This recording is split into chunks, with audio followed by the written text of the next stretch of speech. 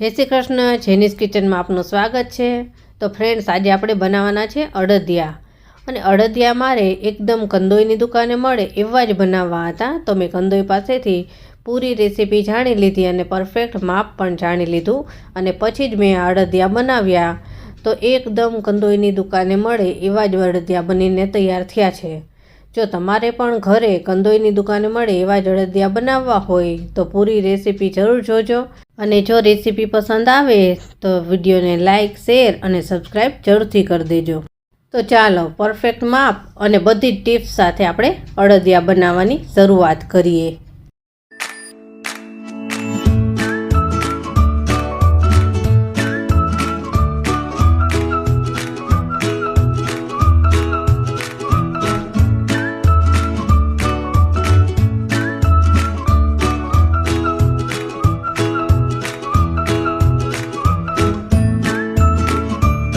અડદિયા બનાવવા માટે મેં આ 500 ગ્રામ અડદિયાનો લોટ લીધો છે। આ અડદિયાનો લોટ તમને કોઈપણ કરિયાણાની દુકાનેથી આસાનીથી મળી જશે અને વજનમાં 500 ગ્રામ છે। તો આની સામે ખાંડ કેટલી લેવી, ઘી કેટલું લેવું એ બધું જ પરફેક્ટ માપ હું તમને જણાવતી જઈશ। અડદિયાનો લોટ આ રીતનો થોડો કરકરો હોય છે। તો બસ હવે આપણે અડદિયા બનાવવાની શરૂઆત કરીએ। અડદિયાના લોટને આપણે એક મોટી સાઇઝના બાઉલની અંદર લઈ લેવાનો છે। આપણે આ લોટમાં ધાબો દેવાનો છે। એના માટે મેં 1 વાટકી ભરી અને હુંફાળું દૂધ લીધું છે, નોર્મલ ગરમ હોય એવું। અને આ દૂધની અંદર આપણે 1 ચમચી ભરી અને દેશી ઘી એડ કરવાનું છે। અડદિયા બનાવતી વખતે દેશી ઘીનો જ ઉપયોગ કરવાનો। દૂધ ગરમ છે એટલે ઘી એના અંદર સરસ રીતે મિક્સ થઈ જશે। હવે આ ઘીને આપણે ચમચીની મદદથી એકદમ સરસ હલાવી અને મિક્સ કરી લેવાનું છે। દૂધ અને ઘી સરસ મિક્સ થઈ ગયા છે તો એમાંથી 8 થી 10 ચમચી જેટલું આપણે લોટની અંદર એડ કરવાનું છે અને આ રીતે હાથેથી એકદમ સરસ રીતે મસળીને એને મિક્સ કરવાનું છે। આ પ્રોસેસ કરવી ખૂબ જ જરૂરી છે। આ પ્રોસેસ કરવાથી જ અડદિયામાં એકદમ દાણા પડશે અને દાણેદાર અડદિયા બનીને તૈયાર થશે। તો આ રીતે જ એને મિક્સ કરવાનું હાથની મદદથી। લોટના એક કણમાં એનું સરસ મોણ લાગી જવું જોઈએ। તો ધીમે ધીમે કરી અને આપણે બધું જ ઘી અને દૂધ એડ કરી દીધું છે અને આ રીતે ઘસીને એકદમ મિક્સ કરવું એટલે સરસ રીતે બધું જ મિક્સ થઈ જાય। તો બસ થોડી જ વારમાં આ બધું જ મિક્સ થઈ ગયું છે। હવે આને હાથની મદદથી આ રીતે પ્રેસ કરી દેવાનું છે। આ રીતે પ્રેસ કરી દેશો એટલે લોટમાં સરસ દાણા પડશે। હવે આને ઢાંકી અને આપણે 10 થી 15 મિનિટનો રેસ્ટ આપવાનો છે। 10 મિનિટ થઈ ગઈ છે। હવે આને આપણે જોઈ લઈએ।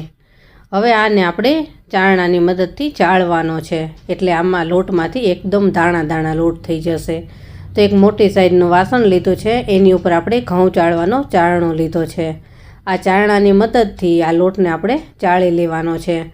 લોટને આપણે એકદમ પ્રેસ કરીને રાખેલો હતો તો ચમચીની મદદથી આ રીતે છૂટો કરી લઈએ અને પછી ચાળણાની અંદર લઈ લઈએ। આ રીતે છૂટો કરશો એટલે આસાનીથી લોટ ચડાઈ જશે। તો બસ ચાળણામાં લઈ લઈએ અને હવે આને આપણે હાથની મદદથી આ રીતે ઘસી અને ચાળી લઈએ એટલે એકદમ દાણા થઈ જશે। આ પ્રોસેસ કરવી ખૂબ જ જરૂરી છે। આ પ્રોસેસ કરશો તો જ દાણેદાર અડદિયા બનીને તૈયાર થશે। જો તમે લોટને સીધો જ ઘીમાં શેકશો તો એકદમ લીસો લોટ થશે અને દાણા નહીં પડે। તો બસ થોડી જ વારની અંદર આ બધો જ લોટ આપણે ચાળી લીધો છે અને એકદમ દાણેદાર લોટ આપણી પાસે તૈયાર છે। જો આ રીતના એકદમ સરસ દાણા પડ્યા છે એટલે આના અડદિયા એકદમ સરસ બનશે, દાણેદાર। આ રીતનો લોટ થઈ જવો જોઈએ। તો બસ હવે આપણે અડદિયા બનાવવાની શરૂઆત કરીએ। હવે મેં અડદિયા બનાવવા માટે આ 400 ગ્રામ દેશી ઘી લીધું છે। 500 ગ્રામ અડદિયાનો લોટ છે તો એની સામે મેં 400 ગ્રામ દેશી ઘી લીધું છે। જો તમારે 500 ગ્રામ લોટની સામે 500 ગ્રામ ઘી લેવું હોય તો એટલું પણ લઈ શકો, પણ જ્યારે આપણે અડદિયા વાળીશું ત્યારે ઘી એક સાઈડ બધું નીકળી જતું હોય છે। તો એવું ના થાય એના માટે 500 ગ્રામ અડદિયાના લોટ સામે 400 ગ્રામ ઘી એકદમ પરફેક્ટ માપ આવે છે એટલે મેં 400 ગ્રામ ઘી લીધું છે। હવે મેં ગેસ ઉપર કઢાઈ રાખી દીધી છે અને એની અંદર આપણે ઘી એડ કરવાનું છે। આપણે ઘી અત્યારે બધું જ એડ નથી કરી દેતા, થોડું ઘી બાકી રાખી છે। જેમ જેમ જરૂર લાગશે એમ આપણે ઘી એડ કરતા જવાનું છે। તો તો આ ઘીને આપણે ગરમ થવા દેવાનું છે. ઘી ગરમ થઈ ગયું છે. હવે એની અંદર આપણે ગુંદ તળવાનો છે. આ મેં એક નાની વાટકી ભરી અને ગુંદ લીધો છે. અને ગેસનો તાપ આપણે મીડિયમ રાખીશું, બહુ ફૂલ પણ નહીં અને ધીમો પણ નહીં. અને આ રીતે આપણે ઝારાની મદદથી ગુંદને હલાવતા રહીશું. બસ થોડી જ વારની અંદર આ ગુંદ તળાય અને ઉપર આવી જશે. એકદમ ફૂલી અને સફેદ થઈ જાય ત્યાં સુધી આને તળવાનો છે. જો ગુંદ કાચો રહી જાય તો ખાતી વખતે દાંતમાં ચોંટે છે. એટલે એકદમ સરસ ફૂલી અને સફેદ થઈ જાય ત્યાં સુધી આને તળવાનો છે. જો આ થોડી જ વારની અંદર ગુંદ સરસ તળાઈને તૈયાર થઈ ગયો છે. હવે આને આપણે એક પ્લેટની અંદર કાઢી લેવાનો છે. ગુંદ તમને વધારે ફાવતો હોય તો વધારે પણ લઈ શકો અને ઓછો ફાવતો હોય તો ઓછો પણ લઈ શકાય. તો આ બધો જ આપણે પ્લેટમાં કાઢી લીધો છે. હવે આ ઘીની અંદર જ આપણે લોટ એડ કરી દેવાનો છે. બીજું ઘી બાકી છે એ આપણે થોડી વાર પછી એડ કરીશું. અત્યારે આટલા ઘીની અંદર જ આપણે બધો જ લોટ એડ કરી દેવાનો છે.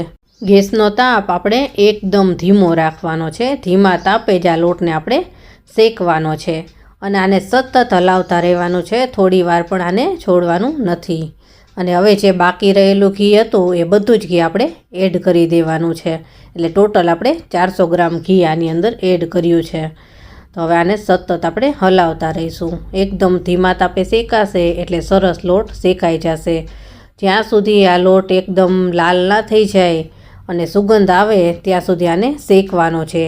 આ લોટ શેકાઈ જશે એટલે એકદમ ઢીલો પડી જશે, ઘી પણ ઉપર આવી જશે અને એકદમ ફ્લફી થઈ જશે. ત્યાં સુધી આને આપણે શેકતું રહેવાનું છે.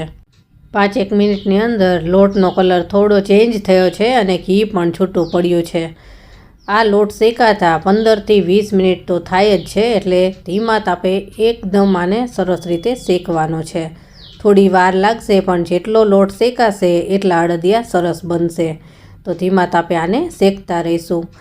હવે ફરી પાછું 5-1 મિનિટ પછી જો આનો કલર થોડો વધારે બ્રાઉન થઈ ગયો છે અને ઘી પણ વધારે છૂટું પડ્યું છે. પણ હજી પણ આને આપણે શેકવાનો છે.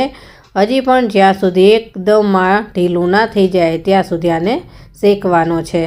આ એકદમ મહેનતવાળું કામ છે. લોટ શેકવો એ જેટલી મહેનત થશે એટલા જ વધારે અડદિયા સરસ બનશે. તો બસ આ જો એકદમ ફ્લફી થતો જાય છે અને હજી આને આપણે 5થી 10 મિનિટ સુધી શેકીશું ધીમા તાપે, ત્યારે આ થશે. તો હવે ફરી પાછું 10 મિનિટ પછી તમે જોઈ શકો છો કે અડદિયાનો લોટ એકદમ સરસ રીતે શેકાઈ ગયો છે. કલર પણ એકદમ સરસ આવી ગયો છે અને એકદમ ઢીલું પડી ગયું છે. તો બસ આ પરફેક્ટ આપણો લોટ શેકાઈ ગયો છે. તો હવે આને આપણે ગેસ ઓફ કરી અને નીચે ઉતારી લેવાનું છે.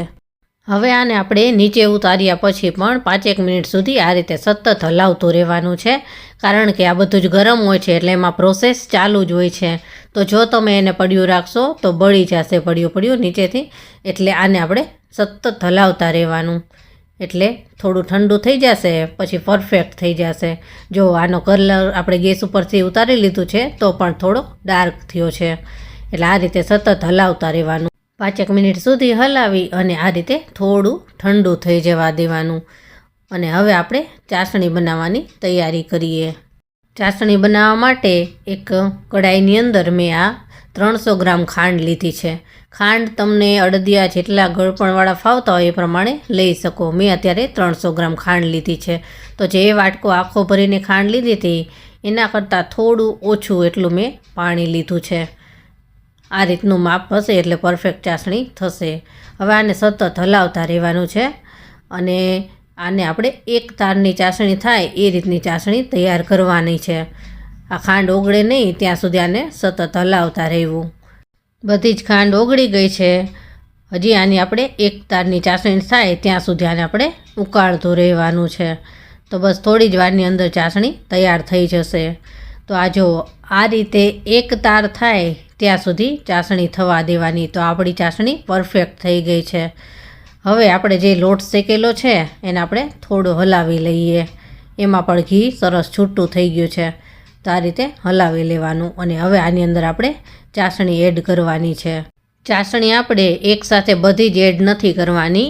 પહેલાં અડધા ભાગની ચાસણી એડ કરીશું અને એટલી ચાસણી જ્યારે લોટની અંદર શોષાઈ જશે પછી જ બીજી ચાસણી એડ કરવાની છે. તો આને આપણે હલાવી અને સરસ રીતે મિક્સ કરી લેવાનું છે. બસ થોડી જ વારની અંદર લોટની અંદર બધી જ ચાસણી શોષાઈ જશે અને આ થોડું કઠણ થઈ જશે. પછી જ બીજી ચાસણી આપણે એડ કરવાની છે. જો થોડી જ વારની અંદર ચાસણી શોષાવા લાગી છે અને થોડી વારમાં તો બધી જ ચાસણી સરસ રીતે શોષાઈ જશે અને લોટ સરસ ફૂલવા લાગશે. એકદમ સરસ અડદિયાનો લોટ હોય એ તૈયાર થઈ જશે. તો બસ આ ચાસણી આટલી શોષાઈ ગઈ છે. તો હવે આપણે બીજી ચાસણી પણ એડ કરી દઈએ. તો બીજી ચાસણી પણ આપણે એડ કરી દઈશું અને આને પણ આપણે હલાવી લઈશું અને બધી ચાસણી શોષાઈ જાય ત્યાં સુધી આને આપણે મિક્સ કરવાનું છે. ધીમે ધીમે કરી અને મેં બધી જ ચાસણી આમાં એડ કરી દીધી છે અને એકદમ થોડું કઠણ થઈ જાય ત્યાં સુધી આને હલાવતા રહીશું અને ઘી આમાંથી છૂટું પડતું જશે. જેમ જેમ ચાસણી શોષાશે ને લોટમાં એમ ઘી છૂટું પડશે. તો આ જો ઘી પણ છૂટું પડવા લાગ્યું છે. હવે આપણે આની અંદર અડદિયાનો મસાલો એડ કરવાનો છે. તો આ પણ આપણે કરિયાણાની દુકાનથી મળી રહી છે. તો 2 ચમચી જેટલો મેં અડદિયાનો મસાલો એડ કર્યો છે. અડદિયાનો મસાલો પણ તમને જેટલા અડદિયાનો મસાલો ફાવતો હોય એ પ્રમાણે વધુ ઓછો નાખી શકો.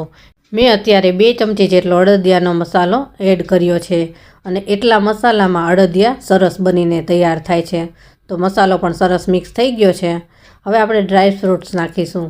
તો અમે કાજુ લીધા છે. ડ્રાય ફ્રૂટ્સ તો તમને જે ફાવતા હોય અને જેટલા ફાવે એટલા એડ કરવાના હોય છે અને અડદિયામાં થોડા ડ્રાય ફ્રૂટ્સ વધારે હોય તો દેખાવમાં પણ સરસ લાગે અને ખાવામાં પણ સરસ લાગે. થોડી કિસમિસ લીધી છે, બદામ લીધી છે, તમને ફાવતા હોય એ એડ કરી શકો. હવે આ બધી જ વસ્તુને આપણે મિક્સ કરી લઈશું. આ જેમ જેમ આપણે હલાવતા જઈશું એમાં કઠણ થતું જશે અને અડદિયાને શેપ આપી શકીએ એવું આ મિશ્રણ તૈયાર થઈ જશે. તો આ બધું જ સરસ રીતે મિક્સ થઈ ગયું છે અને હવે આપણે ગુંદ એડ કરવાનો છે. ગુંદ હંમેશા છેલ્લે જ એડ કરવાનો. જો પહેલેથી જ એડ કરીએ ને તો ગુંદ ભાંગી જાય અને ફૂંકો થઈ જતો હોય છે. પણ અડદિયામાં જો ગુંદ આખો નાખેલો હોય ને એ દેખાતો હોય ને તો એ સરસ લાગે છે. એટલે હું ગુંદ છે ને છેલ્લે જ એડ કરું છું. ઘણા લોકો ભૂકો કરીને પણ નાખતા હોય પણ અડદિયામાં ગુંદ આખો દેખાતો હોય એવા અડદિયા હોય ને તો દેખાવમાં પણ સરસ લાગે અને ખાવાની પણ મજા આવશે. તો ગુંદ પણ આપણે બધો જ એડ કરી દીધો છે. થોડો ગુંદ આપણે બાકી રાખેલો છે કે જ્યારે આપણે ઉપરથી જો નાખવો હોય ને તો નાખી શકીએ એટલા માટે. તો આ ગુંદ પણ સરસ રીતે મિક્સ થઈ ગયો છે અને હવે આ અડદિયાને શેપ આપવા માટે તૈયાર છે. જો તમારે થાળીમાં સીધું જ પીસ થાય એ રીતે કરવા હોય તો એમ પણ કરાય અને જે આપણે કંદોઈની દુકાને મળે છે એવો શેપ આપવો હોય તો એવો પણ આપી શકાય. તો થોડું થોડું મિશ્રણ આપણે થાળીની અંદર લેતા જઈશું અને આ રીતનો જે કંદોઈની દુકાને મળે જ છે એવો જ શેપ આપણે આપીશું. આ ગરમ ગરમ હોય ત્યારે જ આને શેપ આપી દેવાનો. જો મિશ્રણ ઠંડુ થઈ જશે તો આ રીતનો શેપ નહીં થાય અને જો મિશ્રણ ઠંડુ થઈ જાય તો આને આપણે થોડું ગરમ પણ કરી શકીએ. ગરમ કરતું જવાનું થોડું થોડું અને આ રીતે શેપ આપતું જવાનું. તો જો જોઈને જ લાગે છે ને કે કંદોઈની દુકાને મળે એવા જ અડદિયા બનીને તૈયાર થયા છે અને સ્વાદમાં પણ પરફેક્ટ એવા જ બનીને તૈયાર થાય છે. તો તમને મારી આ રેસીપી કેવી લાગી ને એ મને કમેન્ટમાં જરૂર જણાવજો અને જો મારી રેસીપી પસંદ આવી હોય ને તો મારી ચેનલને લાઇક, શેર અને સબસ્ક્રાઈબ જરૂરથી કરી દેજો અને બાજુમાં આપેલ બેલ આઇકોન પર જરૂર દબાવજો જેથી કરીને મારી કોઈ પણ નવી રેસીપી હશે ને તો તમારા સુધી સૌથી પહેલાં પહોંચશે. તો આપણા અડદિયા બનીને તૈયાર છે. 500 ગ્રામ લોટમાંથી 35થી 40 નંગ અડદિયા બનીને તૈયાર થયા છે. તો તમને આ અડદિયા કેવા લાગ્યા એ જરૂર કહેજો અને તમે પણ જો આ જ રીતે અને આ જ માપથી અડદિયા બનાવશો તો એકદમ સરસ અડદિયા બનીને તૈયાર થશે. અને મારી ચેનલ ઉપર આવી ઘણી બધી સારી સારી રેસીપી છે તો એ પણ જોજો અને કમેન્ટમાં જણાવજો કે એ રેસીપી તમને કેવી લાગી. તો ચાલો ફરી મળીશું નવી રેસીપી સાથે. ત્યાં સુધી બધાને જય શ્રી કૃષ્ણ.